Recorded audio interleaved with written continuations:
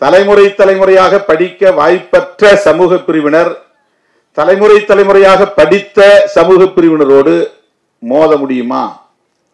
மோத முடியாது. காம்படிட் செய்ய முடியுமா? போட்டி போட முடியுமா? முடியாது. படத்தை தொடங்கி வைக்கிற போது அல்லது படப்பிடிப்பை தொடங்கி வைக்கிற போது என்னை அழைத்து எனக்கு அந்த வாய்ப்பை தந்த தம்பி அலெக்ஸ், அனிஷ், இன்றைக்கு இந்த முன்னோட்ட காட்சிகளை, ட்ரெய்லர் மற்றும் பாடல் காட்சிகளை, ஆடியோ ஆகியவற்றை தொடங்கி வைக்கக்கூடிய நிகழ்விலும் நான் கட்டாயம் பங்கேற்க வேண்டும் என்று அழைப்பு விடுத்து எனக்கு இந்த பெருமையை சேர்த்திருக்கிற தம்பி அலெக்ஸ் அவர்களுக்கும் அனீஷ் அவர்களுக்கும் அவருடைய குழுவை சார்ந்த அனைவருக்கும் முதலில் என்னுடைய நெஞ்சார்ந்த நன்றியை உரித்தாக்குகிறேன். நேற்று இரவு 8 மணி விமானம் பிடித்து நான் இரவே வந்து சேர்ந்திருக்க வேண்டும். தவிர்க்க முடியாத பல நிகழ்ச்சிகள் டெல்லியில், பெரும் மழையும் கூட. ஆகவே அந்த விமானத்தை பிடிக்க முடியவில்லை. பிறகு தொலைபேசியிலே தொடர்பு கொண்டு விவரத்தை சொன்னபோது, நாங்கள் தொடங்கி நடத்தி கொண்டிருக்கிறோம், நீங்கள் இடையிலே வந்து சேர்ந்தால் போதும் என்று அனுமதியை தந்தார்கள். ஆகவே தான் சற்று காலம் தாழ்ந்து வர நேர்ந்து விட்டது. காலை 8 மணி விமானம் பிடித்து இங்கே வந்து சேர 11:30 மணி ஆகிவிட்டது. இந்த ட்ரெய்லரை பார்த்தோம். முதலில் சென்சார் வாரியத்தை சார்ந்தவர்கள் எந்தெந்த காட்சிகளை அனுமதிக்க மறுத்தார்கள் என்கிற தகவலோடு அதை நம்மிடத்திலே போட்டு காட்டினார்கள். அண்ணன் சத்யராஜ் அவர்கள் அதற்கு உரிய விளக்கத்தை தந்தார். காட்சிகள் அப்படியே இருக்கின்றன, வசனங்கள் மட்டும் மாறி இருக்கின்றன. சென்சார் போர்டு நமக்கு அனுமதி தந்து விட்டது. அந்த வகையிலே நாம் நன்றி சொல்ல கடமைப்பட்டிருக்கிறோம். இந்த படம் இடஒதுக்கீடு தொடர்பான கருத்துக்களை விரிவாக பேசுகிறது. புரட்சி தமிழர் அண்ணன் சத்யராஜ் அவர்கள் மிக முக்கியமான பாத்திரத்தை வகிக்கிறார். அவருடைய வசனங்கள் மிக இயல்பானவை, எந்த செயற்கைத்தனமும் அவரிடத்திலே இருக்காது.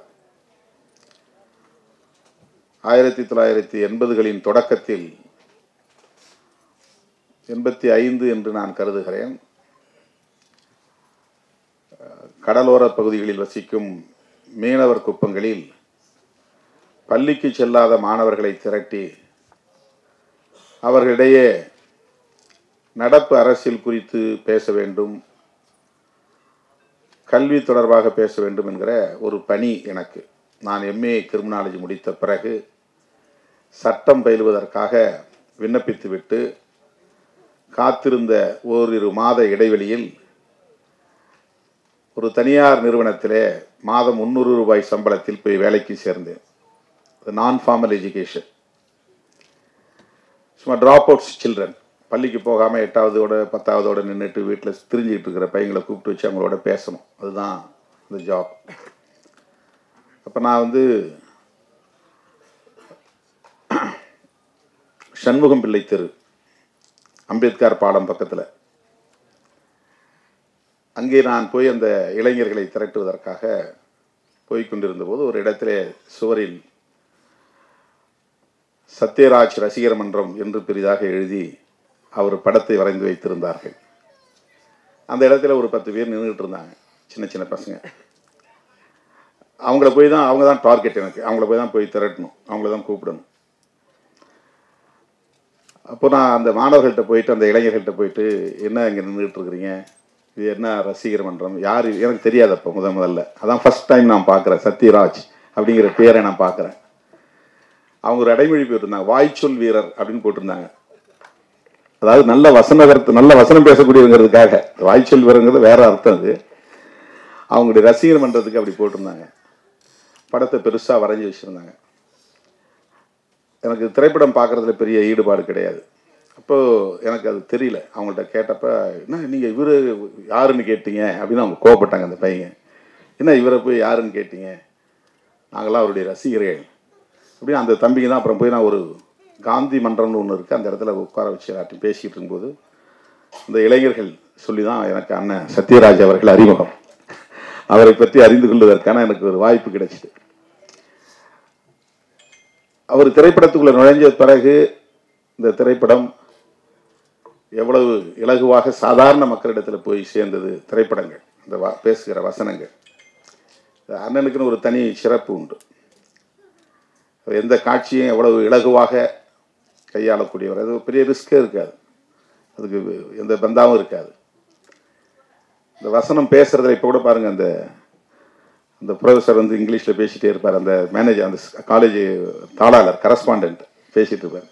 ரொம்ப சாதாரணமாக அவரை பேசிட்டு போவார். நான் சொல்கிறது தான் நீ கேட்கணும் அப்படின்ட்டு. அப்படிப்பட்ட ஒரு ஆளுமையை இந்த படத்தில் கதாநாயக பாத்திரத்தில் வைத்து தம்பி அலெக்ஸ் அவர்கள் முதல் படத்திலேயே ஒரு பெரிய ஆளுமையை இயக்கியிருக்கிறார். அது அலெக்ஸுக்கு கிடைத்திருக்கிற மிகப்பெரிய வாய்ப்பு.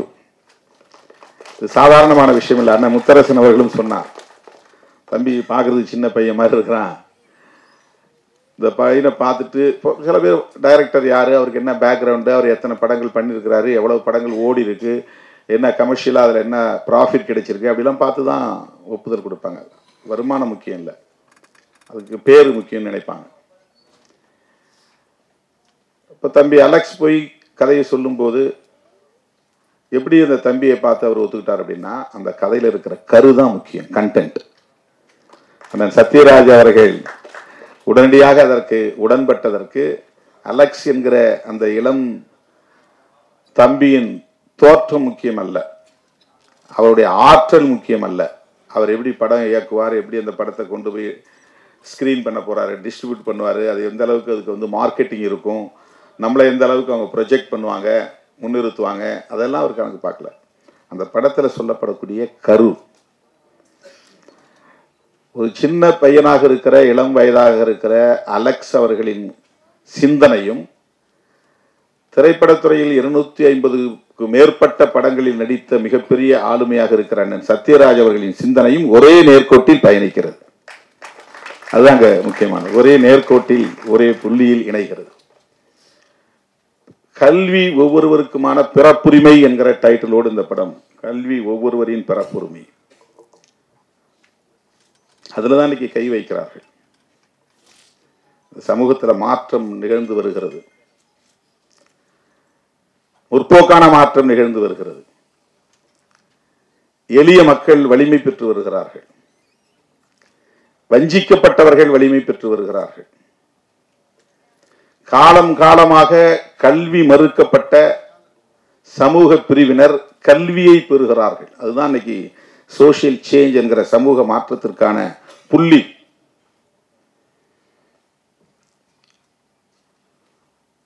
ஒருவனுக்கு வேலை வாய்ப்பு தரலாம், விவசாயத்தில் கூட வேலை வாய்ப்பு கிடைக்கிறது, ஆடு மாடு மேய்ப்பது கூட வேலை வாய்ப்பு தான், கல்லுடைப்பது கூட வேலை வாய்ப்பு தான், அதில் பொருளாதாரம் கிடைக்கிறது. ஆனால் அது சமூக மாற்றத்திற்கு அடிப்படையாக இல்லை. கல்லுடைக்கிறவர்கள் கல்லுடைத்துக் கொண்டே இருக்கிறார்கள், எந்த மாற்றமும் நிகழவில்லை. ஆடு மாடு மேய்ப்பவர்கள் ஆடு மாடு மேய்த்துக் கொண்டே இருக்கிறார்கள், எந்த மாற்றமும் நிகழவில்லை. அவங்க பசிக்கு சோறு கிடைக்கிறது, அவ்வளவுதான். கல்வி கிடைக்கிற போதுதான் சமூகத்தில் தலைகீழான மாற்றங்கள் நிகழ்கின்றன. கல்வி இல்லாத வேலை வாய்ப்பால் எந்த மாற்றமும் கிடையாது. கல்வியோடு சேர்ந்த வேலை வாய்ப்பால் தான் மாற்றங்கள் நிகழ்கிறது. ஆகவே கல்வியை எப்படி பெறுவது, எல்லோரும் சமமான வாய்ப்பை எப்படி பெறுவது, இதுதான் மிகப்பெரிய கொஸ்டின். ஈக்குவாலிட்டி எப்ப வரும் அப்படின்னு சொன்னா, சமமான வாய்ப்பு வருகிற போதுதான் ஈக்குவாலிட்டி, சமத்துவம். இப்ப கல்வியில் சமமான வாய்ப்பு, அது ரொம்ப முக்கியமானது. சமமான வாய்ப்பு என்றால் நிகழ்காலத்தில் போட்டியில் பங்கேற்கிறவர்களிடையே அளிக்கப்படுகிற வாய்ப்பல்ல சமமான வாய்ப்பு. வரலாற்று பின்னணியோடு இணைத்து ஒவ்வொருவரும் எப்படி கடந்த காலங்களில் வாய்ப்புகளை பெற்றிருக்கிறார்கள், வளர்ச்சி அடைந்திருக்கிறார்கள் என்று ஒப்பீடு செய்கிற போது தலைமுறை தலைமுறையாக படித்த சமூகத்தினர், படிக்கிற வாய்ப்பை பெற்ற சமூகத்தினர் மிக சிறுபான்மையாக இருக்கிறார்கள். தலைமுறை தலைமுறையாக படிக்க வாய்ப்பற்ற நிலையில் இருக்கிற சமூக பிரிவினர் பெரும்பான்மையாக இருக்கிறார்கள். தலைமுறை தலைமுறையாக படிக்க வாய்ப்பற்ற சமூக பிரிவினர் தலைமுறை தலைமுறையாக படித்த சமூக பிரிவினரோடு மோத முடியுமா? மோத முடியாது. காம்படிட் செய்ய முடியுமா? போட்டி போட முடியுமா? முடியாது. ஆகவேதான் காலம் காலமாக தலைமுறை தலைமுறையாக படிப்பதற்கான வாய்ப்பு மறுக்கப்பட்ட, வஞ்சிக்கப்பட்ட சமூக பிரிவினருக்கு ரிசர்வ்டு சில இடங்களை தனித்து ஒதுக்கி வைக்க வேண்டும். மாற்றுத்திறனாளிகளுக்கு இந்த இடம், இந்த இருக்கையில் வேற யாரும் உட்காரக்கூடாது.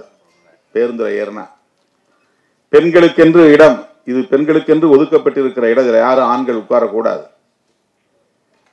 எல்லாரும் டிக்கெட் ஒரே மாதிரி தான் எடுத்துட்டு வராங்க.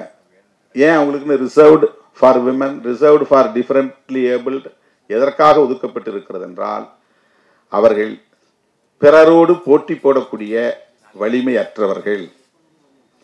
ஆகவே அவர்களுக்கென்று இதை ஒதுக்கி வைக்கிறோம். அந்த ஒதுக்கி வைக்கிற அந்த போக்குக்கு பேர் தான் சோசியல் ஜஸ்டிஸ். அதுதான் சமூக நீதி. சமூக நீதியை பேசுகிற ஒரு படமாகத்தான் தோழர் சேக்குவேரா படம் அமைந்திருக்கிறது. சமூக நீதியை பேசுகிற படம். ஒரு காலத்தில் புராணங்களை படமாக்கினார்கள். மகாபாரதத்திலிருந்து ஒரு பகுதி எடுத்து படமாக்குவாங்க, ராமாயணத்திலிருந்து ஒரு பகுதி எடுத்து படமாக்குவாங்க. குடும்ப கதைகள் அப்படிங்கிற பேர்ல நிறைய கதைகள் வரும். குற்றம் பின்னணி கொண்ட கதைகளாக வரும். இதுதான் ஒரு காலத்தில் இருந்துச்சு. இந்த மாதிரியான முற்போக்கு அரசியலை பேசுகிற கதைகள் திராவிட இயக்கங்களின் வருகைக்கு பிறகுதான் தமிழ் சூழல்ல உருவானது. அண்ணா திரைத்துறையிலே அடியெடுத்து வைத்த பிறகு, கலைஞர் திரைத்துறையிலே ஒரு ஆளுமையாக வளர்ந்த பிறகு, எம்.ஆர். ராதா உள்ளே நுழைந்த பிறகு, என்.எஸ். கிருஷ்ணன் ஒரு பெரும் சக்தியாக அங்கே உருவெடுத்த பிறகு, இதையெல்லாம் திரைத்துறையிலும் பேச முடியும். பகுத்தறிவு கருத்துக்களை பேச முடியும், சமூக நீதி கருத்துக்களை பேச முடியும், சமூக உரிமைகளை பேச முடியும். அதுதான் இந்த இடத்துல ஒரு பெரிய திருப்பு முனை.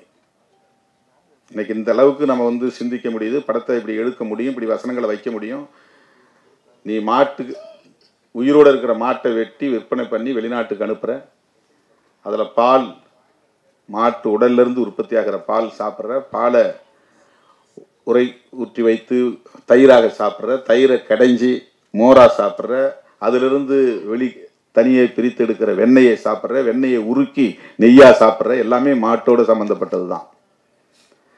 வெறும் சக்கையா இருக்கிற கறியை நான் சாப்பிட்றேன், அதில் இருக்கிற ஜூஸ் அவ்வளவும் உனக்கு வந்துடுது. நீ உயர்ந்த சாதி, நான் தாழ்ந்த சாதி. மாட்டுக்கறியை சாப்பிடுன்னு உன்னை சொல்றது தப்பு, அதே மாதிரி சாப்பிடாதன்னு என்ன நீ சொல்றதும் தப்பு. இதையெல்லாம் திரைத்துறையிலே பேச முடியும் என்கிற சுதந்திரம் திராவிட இயக்கங்கள் திரையுலகில் பயணித்த பிறகுதான் உருவானது. நடப்பு அரசியலை பேசுகிற ஒரு துணிச்சல். இந்த இடத்துல என்ன முக்கியமா நாம கவனிக்க வேண்டியதுன்னா, இந்த இடஒதுக்கீடு வந்தது சோசியல் ஜஸ்டிஸ்ங்கிற பேர்ல. எஸ்சி/எஸ்டிக்கு வந்தது, மண்டல் பரிந்துரைக்கு பின்னர் ஓபிசிக்கு வந்துருச்சு.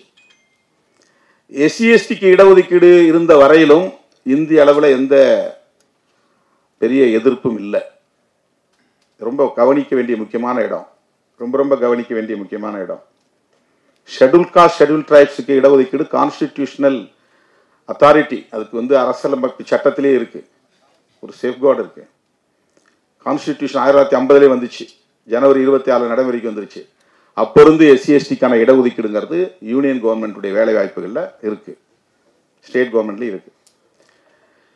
ஓபிசி மக்கள், அதர் பேக்வர்ட் கிளாஸஸ்னா எஸ்சி/எஸ்டி பேக்வர்ட் கிளாஸ் தான் அர்த்தம். அதனால தான் மற்றவங்களை அதர் பேக்வர்ட் கிளாஸ்ன்னு சொல்றாங்க. சோசியலி எஜுகேஷனலி பேக்வர்ட் கிளாஸஸ், யார்? எஸ்சி, எஸ்டி, ஓபிசி எல்லாம் சேர்ந்து. மொத்தத்துக்கு கான்ஸ்டிடியூஷனில் இதுதான் வார்த்தை, SEBC, socially educationally backward classes. அதுதான் கான்ஸ்டிடியூஷனில் அம்பேத்கர் எழுதியிருக்கிற வரிகள், வார்த்தைகள். இது யாரையெல்லாம் குறிக்கும்னா எஸ்சி, எஸ்டி, ஓபிசி எல்லோரையும் குறிக்கும். மைனாரிட்டிஸ் அவ்வளவு பேரையும் குறிக்கிற சொற்கள் அது. இப்போ ஓபிசிக்கு இடஒதுக்கீடு இல்லை. அம்பேத்கர் சொன்னார், அதுக்குன்னு தனியாக ஒரு கமிஷன் போடுங்க, அந்த கமிஷன் வந்து ஒரு ரிப்போர்ட் கொடுக்கட்டும், அந்த ரிப்போர்ட் அடிப்படையில் அவங்களுக்கு இடஒதுக்கீடு பிற்காலத்தில் தரணும். அதுதான் ஜவஹர்லால் நேருக்கும் அம்பேத்கருக்கும் ஏற்பட்ட முரண்பாடு, மோதல். அவர் ரிசர்வேஷன் பண்ணுறதுக்கு அது ஒரு முக்கியமான காரணம். பேக்வர்ட் கிளாஸஸ்க்குன்னு ஒரு கமிஷன் போட சொன்னார் பண்டிட் ஜவஹர்லால் நேரு காலத்தில். அப்போ அவரோட இருந்த பெரிய ஆளுமைகள்லாம் அதை அனுமதிக்கலை, தடுத்துட்டாங்க. அதுக்கு பிறகு காக்கா கலேல்கார் கமிஷன் வந்துச்சு, அது ரிப்போர்ட் கொடுத்தாங்க, நடைமுறைப்படுத்த முடியல. அதுக்கு பிறகு மண்டல் பேரில் அவர் BP மண்டல் யாதவ் அவர் பேரில் ஒரு கமிஷன் போட்டாங்க, அவர் ரிப்போர்ட் கொடுத்தாரு, அதை நடைமுறைப்படுத்த விடாமல் தடுத்துட்டாங்க. நல் வாய்ப்பா VP சிங் பிரதமரானார். அவர் தான் வந்து அந்த பேப்பரை எடுத்தார் கையில், நான் நடைமுறைப்படுத்துவேன்னார்.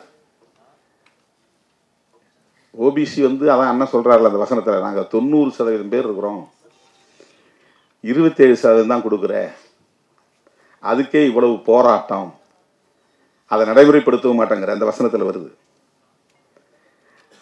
மண்டல் பரிந்துரையின் அடிப்படையில் தான் 27%. இப்போ இந்த இடத்துல தான் அவர்கள் விழித்து கொண்டார்கள். என்னன்னா, இந்த மண்டல் பரிந்துரையை நடைமுறைப்படுத்தக்கூடாதுன்னு VP சிங் ஆட்சியை கவிழ்த்து விட்டு அதற்கு எதிராக மிகப்பெரிய பேரணி நடந்தது, யாத்ரா, ரத யாத்ரா. ரொம்ப முக்கியமான விஷயம் இது. இந்திய அரசியல் வரலாறு அப்படியே ட்விஸ்ட் ஆகுது. மண்டலுக்கு முன் மண்டலுக்கு பின் வீதிகளில் இறங்கி போராடாதவர்கள் போராட வர்றாங்க. யாருக்கு எதிரா? SC STக்கு எதிரா இல்ல, ஓபிசிக்கு எதிரா. யாருக்கு எதிராக VP சிங் ஆட்சி கவிழ்க்கப்பட்டது? SC ST மக்களுக்கு இடஒதுக்கீடு கொடுத்தது தப்புன்னு கவிழ்க்கப்படல, ஓபிசிக்கு. ஓபிசினா யார்? தமிழ்நாட்டில் BC MBC. இவர்களுக்கு இடஒதுக்கீடு கொடுத்ததை எதிர்த்து VP சிங் ஆட்சியை கவிழ்த்தார்கள். அவர் போனா போட்டோம், ஆட்சி போனா பரவாயில்ல, நான் இதை செய்தே தீர்வுன்னு ஆட்சியை இழந்தார். அன்னைக்கு அவர் கூட இருந்து அதற்கு ஒத்துழைத்தவர் ராம்விலாஸ் பாஸ்வான், ஒரு தலித் லீடர், அம்பேத்கர் இயக்க தலைவர். அதுக்கு பிறகுதான் தமிழ்நாட்டு இந்தியாவுக்குள்ள பிஜேபி வளர தொடங்கியது, பிஜேபி ஆட்சிக்கு வந்தது. இது வரலாற்று உண்மை, அரசியல் உண்மை. அதுக்கு பிறகுதான் அவங்க எழுச்சி பெறாங்க. அவங்க வந்து இந்த இடஒதுக்கீடு வரக்கூடாதுங்கிறதுக்காக, நடைமுறைப்படுத்தக்கூடாதுங்கிறது என்னென்ன வழிமுறைகள் செய்யணுமோ அவ்வளவும் பண்றாங்க. இப்ப ஜுடிஷியரியும் பயன்படுத்தி கிரிமி லேயர் கொண்டு வந்துட்டாங்க. ஓபிசிக்கு கிரிமி லேயர் கொண்டு வந்தாங்க. மண்டல் பரிந்துரையில் கிரிமி லேயர் கிடையாது. கிரிமி லேயர்னா என்ன அர்த்தம் தெரியுமா? ரொம்ப முக்கியமான ஒரு செய்தி நான் பதிவு பண்ண விரும்புகிறேன். நேற்று தான் நான் வந்து 2 தம்பிகளை அழைச்சிட்டு போனேன் ராம்தாஸ் அத்வாலே கிட்ட. அந்த 2 தம்பிகளும் தமிழ்நாட்டில் இருந்து வந்தவங்க. அவங்க 2 பேரும் என்னென்னா ப்ரிலிமினரி பாஸ் பண்ணாங்க IASக்கு, அடுத்து மெயின் பாஸ் பண்ணாங்க, அப்புறம் இன்டர்வியூ பாஸ் பண்ணாங்க. இது எவ்வளோ பெரிய கடினமான போராட்டங்கிறது தெரியும். முதல்ல நுழைவுத் தேர்வு ப்ரிலிமினரி பாஸ் பண்ணணும், அதுக்கப்புறம் மெயின் பாஸ் பண்ணணும், அதுக்கப்புறம் இன்டர்வியூ பாஸ் பண்ணணும். ஒவ்வொரு இடத்தையும் ஃபில்டர் பண்ணிடுவாங்க. இதை 3ஐயும் பாஸ் பண்ணி IAS ஆகிட்டான். ஆனால் கிரிமி லேயர் வந்து அங்கே இடிக்குது, உனக்கு முடியாதான்றான், வெளியே தள்ளி விட்டான். என்னடானா அவங்க அம்மா வந்து ஏதோ ஒரு கிளர்க்காக ஒர்க் பண்ணுறாங்களாம், அவங்களுக்கு ஆனுவல் இன்கம் வந்து 10 லட்ச ரூபா வருதான். கிரிமி லேயர் என்னன்னா 8 லட்சத்துக்கு மேலே ஒருத்தனுக்கு ஆண்டு வருமானம் இருந்தால் அவனுக்கு வந்து இடஒதுக்கீடு இல்லை. இதுதான் கிரிமி லேயர். இவ்வளோ பெரிய ஆபத்து இருக்கு. நம்மளாம் இடஒதுக்கீடு எல்லாம் கோட்டான்னு சொல்கிறோம். இந்த கிரிமி லேயர் வச்சது யார்? நம்ம இந்த சென்சார் போர்டில் ஆள் வச்சதுக்கு கோவப்படுறோம்ல, அதுதான் கிரிமி லேயர் வச்சவங்க தான் அங்கே சென்சார் போர்டில் உட்காந்துக்கிறாங்க. ஏன்னா தம்பி வந்தவனே என்ற சொன்னார், இந்த படத்தை வந்து சென்சாரே பண்ண முடியாதுன்னு தூக்கி போட்டாங்கன்னு பதறிட்டு வந்தாங்க. அலெக்ஸும் அனீஷும் என்ன சொன்னாங்கன்னா, கௌதமி தான் அதில் மெம்பராக இருக்காங்க. யார்? நடிகை கௌதமி. அவங்க யார்? நடிகை மட்டும்தான் எனக்கு தெரியும், அவங்க பிஜேபியில் சேர்ந்தது எனக்கு தெரியாது. அவங்க பிஜேபி மூலமாக பிஜேபியில் சேர்ந்து அதில் ஒரு மெம்பராக இருந்திருக்கிறாங்க. மெம்பராக இருந்தவொடனே இதில் பூரா பெரியார் கருத்து இருக்குது, சமூக நீதி கருத்து இருக்குது. அதுலேயும் பெரியார் வேடம் தெரிவித்து அண்ணன் சத்யராஜ் அதில் நடிக்கிறாரு. ரொம்ப பவர்ஃபுல்லாக பேசக்கூடியவர். அந்த வசனங்கள் போய் மக்கள்கிட்ட போனால் அப்படியே ஆழமாக நெஞ்சில் பதியக்கூடிய அளவுக்கு அந்த வசனத்தை உச்சரிக்கிற அந்த முறை இருக்குது பாருங்க. அப்போ கௌதமி வந்து இயல்பாக தடுப்பாங்க. ஏன்? அவங்க எங்கேருந்து வந்திருக்கிறாங்க, யாரால் நியமிக்கப்பட்டிருக்கிறாங்க, என்ன நோக்கத்துக்காக நியமிக்கப்பட்டிருக்கிறாங்க, இதை நம்ம புரிஞ்சுக்கணும்.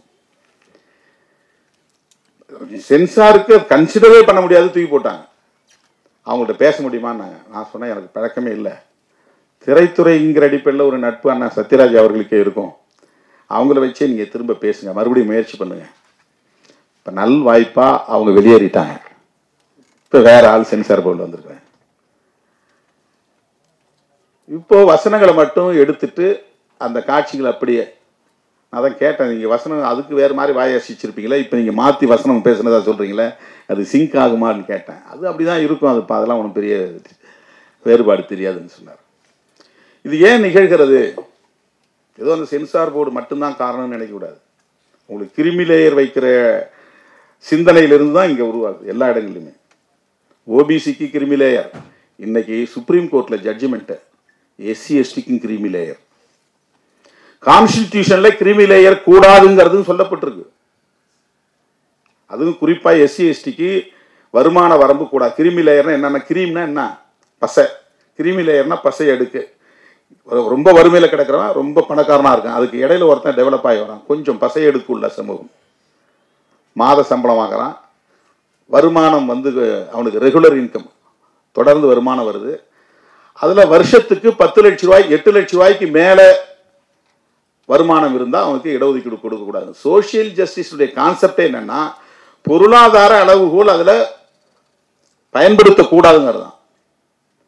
அதுதான் சோசியல் ஜஸ்டிஸ். அதில் எந்த காரணத்தை கொண்டு எக்கனாமிக் கிரைட்டீரியா வரக்கூடாது, வருமானத்தை பற்றி பேசக்கூடாது, பொருளாதார அளவுகோலே கூடாது. அதுதான் சோசியல் ஜஸ்டிஸ். சமூக தகுதி, இந்த சமூகத்தில் மிகப்பெரிய துணை பிரதமர் பொறுப்பு அளவுக்கு வந்தார் ஜெகஜீவன் ராம், துணை பிரதமர், டெபுட்டி பிரைம் மினிஸ்டர். இந்தியாவில் அந்த பொறுப்புக்கு வந்த முதல் நபர் அவர். அவர் வந்து பை காஸ்ட் வந்து சமார், ஷெட்யூல் காஸ்ட். அவர் துணை பிரதமர் ஆனார். டிஃபென்ஸ் மினிஸ்டராகவும் இருந்தார். முப்படைகளுக்கும் அவர் தான் அமைச்சர். மிகப்பெரிய கோடீஸ்வரர். அவர் வந்து சம்பூர்ணானந்தா சிலையை உத்தரப்பிரதேசத்தில் திறந்துட்டு பொத்தான் அமைக்கிட்டு திறந்துட்டு போன பிறகு அந்த சிலையில் வந்து கங்கா ஜலத்தை ஊற்றி தீட்டு கழிச்சாங்க, சம்பரோட்சணம். அவர் தான் பொருளாதாரத்தில் மேம்பட்டார், அதிகாரத்தில் உயர்ந்துட்டார். அப்புறம் எங்கே காஸ்ட் வரும்னு நிறைய பேர் கேள்வி கேட்பாங்க. இதுதான் இந்த சமூகம். அவ்வளவு பெரிய துணை பிரதமர் அளவுக்கு உயர்ந்தவர், பாதுகாப்புத்துறை அமைச்சராக இருந்தவர், முப்படைகளுக்குமான அமைச்சராக இருந்தவர். அவர் எங்கோ ஒரு மேடையை உட்கார்ந்து ஒரு பொத்தானை அமுக்கி திரையை விலக்கி சிலையை திறந்து விட்டு போன பிறகு அந்த சிலையிலே கங்கை நீரை ஊற்றி தீட்டு கழித்தார்கள். இந்த நிலை மாறுகிற வரையில் ஒடுக்கப்பட்ட மக்களுக்கு இடஒதுக்கீடு இருக்க வேண்டும் என்று உறுதிப்படுத்தியவர் புரட்சியாளர் அம்பேத்கர் அவர்கள். இந்த நிலை மாறணும். ஆகவே பொருளாதார அளவுகோல் முக்கியம் அல்ல.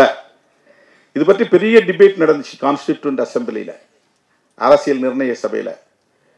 இவங்களெல்லாம் வேற பெரிய ஜாம்பவான்கள். யார்? ஜவஹர்லால் நேரு, சர்தார் பட்டேல், புரட்சியாளர் அம்பேத்கர். அவங்க மாதிரியான ஆளுமைகள் இப்போ யாருமே கிடையாது. அவங்க அவ்வளவு தூரம் வந்து விவாதித்து கடைசியாக பொருளாதார அளவுகோல் ஒரு அளவுகோலாக கொள்ளக்கூடாது, ஒரு வரையறையாக கூடாது, அதுதான் சோசியல் ஜஸ்டிஸ் அப்படின்னு ஒரு முடிவுக்கு வந்தாங்க. ஆனால் இன்னைக்கு இவங்க ஆட்சிக்கு வந்த உடனே ஓபிசிக்கு இடஒதுக்கீட்டுக்கு சட்டம் கிடையாது, எஸ்சி எஸ்டிக்கும் தனி சட்டம் கிடையாது, கான்ஸ்டிடியூஷனில் இருக்கிறத வச்சு தான் கொடுத்துக்கிட்டு இருக்கிறாங்க, செப்பரேட் லா கிடையாது. ஆனால் எடுப்பில் இடபிள்யூஎஸ் என்கிற பேரில் economically weaker section, forward communities. அவங்க அர்த்தம் ஃபார்வர்ட் கம்யூனிட்டிஸ்னா வேற யாரும் கிடையாது, பிராமணர்கள். தமிழ்நாட்டில் யார் ஃபார்வர்ட் கம்யூனிட்டி? எல்லாமே ஓபிசி தான். பிராமணர்களும் ஒரு முதலியார் சமூகத்திலே அல்லது ரெட்டியார் சமூகத்திலே ஒரு பிரிவு இருக்காங்க, அவங்க மட்டும்தான் எஃப்சி. இப்போ எல்லாருமே பிசி தான் தமிழ்நாட்டை பொறுத்தவரையிலும். யார் எடுத்துக்கிட்டாலும் ஓபிசி தான். இப்போ எஃப்சிக்குன்னு ஒரு சட்டம் கொண்டு வந்திருக்கிறார்கள். அவங்க இடஒதுக்கீட்டுக்கு மட்டும் சட்டம் இருக்கு, இடபிள்யூஎஸ்க்கு சட்டம் இருக்கு, ஓபிசி இடஒதுக்கீட்டுக்கு சட்டம் கிடையாது, எஸ்சி எஸ்டி இடஒதுக்கீட்டுக்கு சட்டம் கிடையாது. அது என்னன்னா இடபிள்யூஎஸ்ங்கிறது பொருளாதார அளவுகோல்.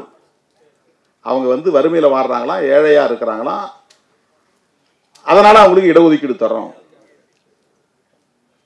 அதுக்கு அவங்க சொல்லியிருக்கிற வரையறைகள்லாம் பெரிய அதிர்ச்சியா இருக்கு.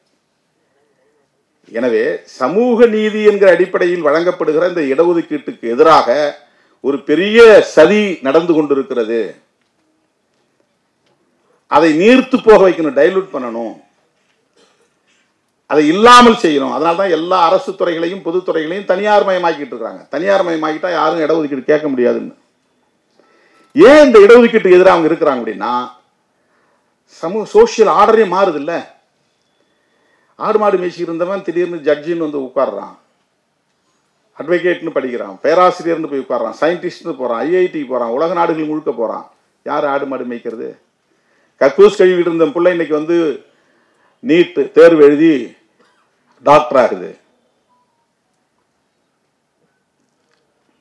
சமூக ஆர்டர், அவங்க வச்சிருந்த 4 வருண அமைப்பு முறையில் இருந்த சோசியல் ஆர்டர், பிராமணர், சத்திரியர், வைசியர், சூத்திரர், அவுட்காஸ்ட், அவங்க தான் எஸ்சி எஸ்டி. இந்த ஆர்டருக்குள்ள வர மாட்டாங்க, அவங்க வெளியே இருக்காங்க, சாதியற்றவர்கள். இந்த ஆர்டர் மாறுது. ஆடு மாடு மேய்ச்சவெல்லாம் வந்து நீதிபதி சிம்மாசனத்தில் போய் உட்கார்றான், பார்லிமெண்ட்ல போய் பேசுறான், மந்திரி ஆகிறான், டாக்டர் ஆகிறான், என்ஜினியர் ஆகிறான். தெருவு கூட்ட ஆள் இல்லை, கக்கூஸ் கழுவு ஆள் இல்லை. அதை விட முக்கியமாக காலம் காலமாக எல்லா தளங்களிலும் மிகப்பெரிய ஆதிக்கம் செலுத்திக் கொண்டிருந்த சமூக பிரிவினரின் எதிர்காலம் கேள்விக்குறியாக மாறும் என்கிற அச்சம் அவர்களுக்கு இருக்கிறது. அதை தடுப்பதற்குத்தான் இடஒதுக்கீட்டில் எல்லா இடங்களிலும் கை வைக்கிறார்கள். இது ஒரு பெரிய சவால். இதை எதிர்கொள்வது என்பது பெரிய சவால். இடஒதுக்கீட்டை நாம வந்து இழந்துட்டோம்னு சொன்னா மறுபடியும் 2000 வருஷத்துக்கு பின்னால போக வேண்டி வரும். அதுக்கு பெரிய ஆபத்து இருக்கிறது. சமூக நீதியை பற்றி எந்த புரிதலும் இல்லாமல் வெறுமனே சாதி பெருமையை பேச சொல்லி நம்மை ஊக்கப்படுத்துகிறார்கள். இன்னும் எல்லாம் மேடை ஏறி ஆண்ட பரம்பரை, அரச பரம்பரைன்னு பேசிட்டு இருக்கிறோம். அங்கே கீழே வேட்டு வச்சுட்டு உட்கார்ந்துருக்கிறான். இடஒதுக்கீட்டுக்கு ஆபத்து, சமூக நீதிக்கு ஆபத்து. ஓபிசிங்கிற ஒரு கன்சாலிடேஷன், ஒரு ஒருங்கிணைந்த சக்தி உருவாயிடக்கூடாது. ஒவ்வொருத்தரும் தனித்தனி சாதிகளா உடைக்கிறார்கள். இந்த சப் கேட்டகரைசேஷன், அது என்னன்னா இடஒதுக்கீடு பெறக்கூடியவங்கலாம் தனித்தனி ஒரே. இப்போ தமிழ்நாட்டில் மொத்தம் 76 சாதிகள் இருக்கு. ஷெட்யூல்டு காஸ்ட்ங்கிறதுல அட்டவணை சாதிகள், அட்டவணைப்படுத்தப்பட்ட சாதி. ஓபிசி அட்டவணைப்படுத்தப்பட்டிருக்கு. ஆனால் முதல்ல இது வந்ததுனால இதுக்கு அந்த பேர் வந்துருச்சு, அட்டவணைப்படுத்தப்பட்ட சமூக பிரிவினர். அவ்வளவுதான், சாதி இல்லை. அது எஸ்சிங்கிறது சாதி கிடையாது. 76 சாதிகள். 76 சாதிகளை வந்து அவங்க சப்கேட்டகரைஸ் பண்ண சொல்றான். பொருளாதாரத்தில் மேம்பட்டவங்க, கல்வியால் மேம்பட்டவங்க, இடஒதுக்கீடு பெற்றவங்க, பெரும்பான்மையாக இருக்கிறவங்க, சிறுபான்மையாக இருக்கிறவங்கள A category, B category, C கேட்டகரின்னு பிரி. இப்போ ஆந்திராவில் அப்படி பிரிச்சிருக்காங்க, தெலுங்கானாவில் அப்படி பிரிச்சிருக்காங்க. அப்படி சப்கேட்டகரைசேஷன் ஆயிடுச்சுன்னு சொன்னா அதுக்கப்புறம் இவங்க வந்து ஒரே கம்யூனிட்டிங்கிற அடிப்படையில் ஒன்று சேர முடியாது, ஓபிசிங்கிற அடிப்படையில் ஒன்று சேர முடியாது. ஒரு 25 வருஷத்துக்கு பிள்ளார அது வந்து எல்லாம் தனித்தனியாக அவங்களுக்குள்ளதான் பெரிய மோதல் நடந்துகிட்டு இருக்கும். ஒருத்தருக்கு ஒருத்தர் விமர்சனம் பண்ணிட்டு இருப்பாங்க. ஒரு ஒற்றுமையா நின்று அரசியல் அதிகாரத்துக்கு மேல நோக்கி போக முடியாது. இடஒதுக்கீட்டை காப்பாற்ற முடியாது. கான்ஸ்டிடியூஷனல் ரைட்ஸ், அரசமைப்பு சட்டம் தரக்கூடிய உரிமைகளை பற்றிய விவாதங்கள் நடக்காது, எல்லாம் நீர்த்து போயிடும். ஒரு சதித்திட்டத்தோடு இதெல்லாம் செஞ்சுட்டு இருக்கிறாங்க. ஜுடிஷியரியை பயன்படுத்துறாங்க, சென்சார் போர்டை பயன்படுத்துறாங்க, டிஓபிடின்னு ஒரு தனி டிபார்ட்மெண்ட் இருக்கு, அதை பயன்படுத்துறாங்க. அதில் நிறைய அஃபிஷியல் மெமோரண்டம் போட்டாங்க.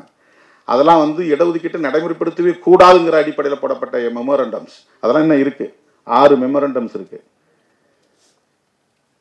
நம்ம அதை பற்றிலாம் பெருசாக யாரும் விவாதிக்கிறது கிடையாது. கண்டதை பேசிட்டு இருக்கிறோம், சாதி பெருமையை பேசிட்டு உட்காந்துருக்கிறோம். ஆனால் மிகப்பெரிய அளவில் இதற்கு எதிரான சதி முயற்சிகள் நடந்து கொண்டிருக்கின்றன. இந்த சூழலில் கல்வி ஒவ்வொருவரின் பிறப்புரிமை, அதில் கை வைக்கக்கூடாது. நேஷனல் எஜுகேஷன் பாலிசின்னு ஒரு பாலிசி கொண்டு வராங்க. மாநில அரசுகள் பாடத்திட்டத்தை உருவாக்கக்கூடாது, கல்வி திட்டத்தை உருவாக்கக்கூடாது, கல்வி கொள்கையை உருவாக்கக்கூடாது. நாங்கள் உருவாக்கி தரோம், நீ உன்னுடைய மண்ணின் வாசனைக்கு ஏற்ப நீ கல்விக் கொள்கையை உருவாக்கக்கூடாது. நீ கல்விக் கொள்கையை உருவாக்குன்னா பெரியார பாடத்திட்டத்தில் கொண்டாந்து வைப்ப, உள்ளூரில் யார் யார் மொழிப்போர் தியாகிகளோ அவனை பாடத்திட்டத்தில் கொண்டாந்து வைப்ப,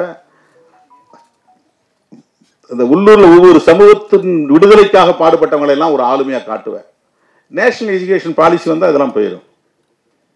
அவங்க தான் அதை தீர்மானிப்பாங்க. சயின்ஸாக அவன் தீர்மானிப்பான், ஹிஸ்டரியாக அவன் தீர்மானிப்பான். மொழி கட்டாயமாக 3 மொழிகள் வேணும். நீ உன் மொழியை நீ படிச்சுக்கோ, ஆனால் கம்பல்சரியாக வந்து ஹிந்தி படிக்கணும், இங்கிலீஷும் படிக்கணும். இதெல்லாம் நேஷனல் எஜுகேஷன் பாலிசி. இதுக்கெல்லாம் ஒரு நோக்கம் இருக்கு. ஓபிசியை டைலூட் பண்ணணும், மாநில அதிகாரத்தை டைலூட் பண்ணணும், மாநில உரிமைகள் மொழி அடிப்படையில் உருவாயிடக்கூடாது, ஒரு தனி தேசிய இனமாக வளர்ந்துடக்கூடாது. தனி தேசிய இனம் தமிழ் தேசியம் பேசுகிற மாதிரி நாளைக்கு தெலுங்கு தேசியம் பேசுவான், மலையாள தேசியம் பேசுவான், கன்னட தேசியம் பேசுவான். இவன் விரும்புகிற ஒரு ஒருங்கிணைந்த இந்தியா, அவன் விரும்புகிற இந்தியாவை அவனால் உருவாக்க முடியாது, எல்லாம் சிதறி போயிடும். இப்படிப்பட்ட சதி முயற்சிகளை விவாதிக்க வேண்டியிருக்கிறது. அப்படிப்பட்ட விவாதத்தை நடத்துகிற களமாக திரைத்துறையை இன்றைக்கு தம்பி அலெக்ஸ் பயன்படுத்தி இருக்கிறார். அதற்காக ஒரு திரைப்படம் எடுத்திருக்கிறார்.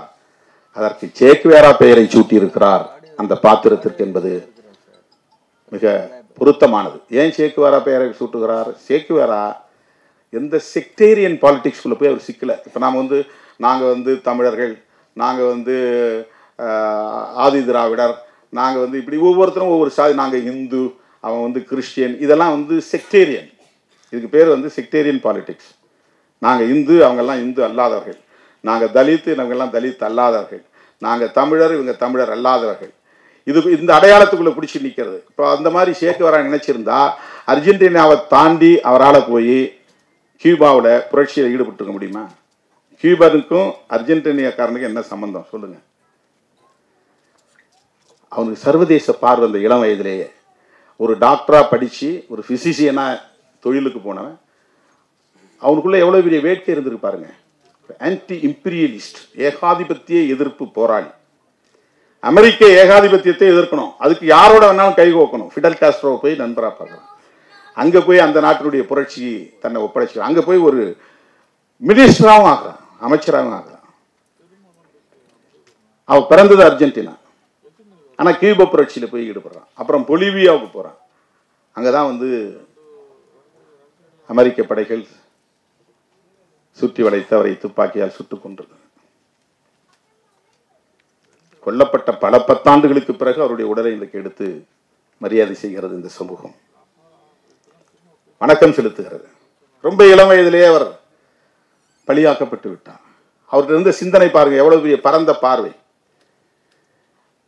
எங்கெல்லாம் பாதிப்பு இருக்கிறதோ அந்த பாதிக்கப்பட்ட மக்களுக்காக குரல் கொடுப்பது அவன் தான் உண்மையான புரட்சியாளர்.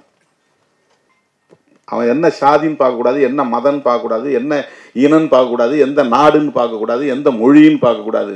பாதிக்கப்படுகிறவர்கள் யாராக இருந்தாலும் ஆதிக்கத்திற்கு எதிராக, ஒடுக்குமுறைக்கு எதிராக போராட வேண்டும் என்கிற அந்த போர்க்குணம் அதுதான் ரொம்ப முக்கியம்.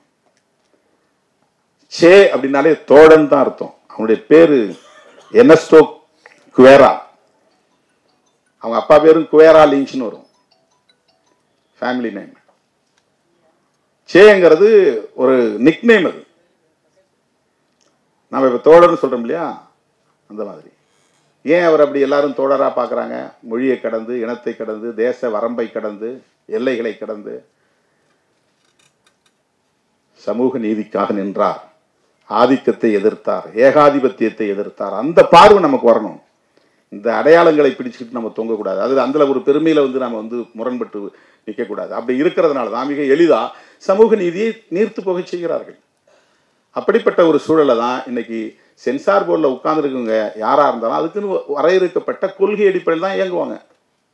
இப்போ அந்த இடத்துக்குள்ள நாம போனாக்க அது வேற மாதிரியான ஒரு நிலைப்பாட்டை எடுப்போம். இப்போ நாம போகணும் ஒரு கேள்வி வரும்போது தான் சமூக நீதி தேவைப்படுகிறது. அந்த இடத்துல எப்படி நாம போறது? ரெப்ரசன்டேஷன், பிரதிநிதித்துவம். ஒவ்வொரு இடத்திலையும் தீர்மானிக்கிற இடத்துல பிரதிநிதித்துவம் இருக்கணும். அந்த பிரதிநிதித்துவம் இருக்க வேண்டும் என்பதற்கான ஒரு கோட்பாடு தான் சமூக நீதி கோட்பாடு. அது கல்வியிலிருந்து தொடங்குகிறது. கல்வியை மறுக்கிறேன். நீ நான் வைக்கிற வரையறையின்படி உள்ளே வா, நீட் எழுது, அப்பன்னா நீ டாக்டர் ஆகலாம், இல்லைன்னா ஆக முடியாது.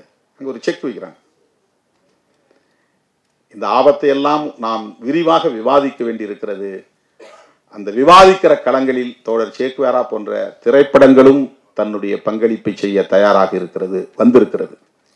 அந்த சிந்தனை, முற்போக்கு சிந்தனை, சமூக நீதி சிந்தனை இருந்ததால் தான் தம்பி அலெக்ஸ் இந்த இளம் வயதில் அண்ணன் சத்யராஜை தேடி போய் பார்க்கிறான். அந்த பார்வை பாருங்க, ஒருத்தர் சிந்தனை தான் உறவை உருவாக்கும். இல்லைன்னா அவர் வேற கமர்ஷியலா யாரையாவது போய் பார்த்துருப்பாரு. எப்படியாவது ஜெயிக்கணும், எப்படியாவது ஒரு படம் வரணும், அதில் ஒரு குத்தாட்டத்தை வைக்கணும், ஒரு நல்ல காதல் காட்சி வைக்கணும் அப்படின்னு அவர் கற்பனை பண்ணல பாருங்க இந்த இளம் வயதுல. அந்த வகையில் நான் தம்பி அலெக்ஸ் அவர்களை நெஞ்சார பாராட்டுகிறேன். உங்களை போன்ற இளைஞர்கள் திரைத்துறையில் மிக பெரும் சக்திகளாக வளர வேண்டும் என்று நான் வாழ்த்துகிறேன். இந்த படம் மாபெரும் வெற்றியை பெற வேண்டும் என்று வாழ்த்தி இந்த வாய்ப்புக்கு நன்றி கூறி முடிக்கிறேன். நன்றி, வணக்கம்.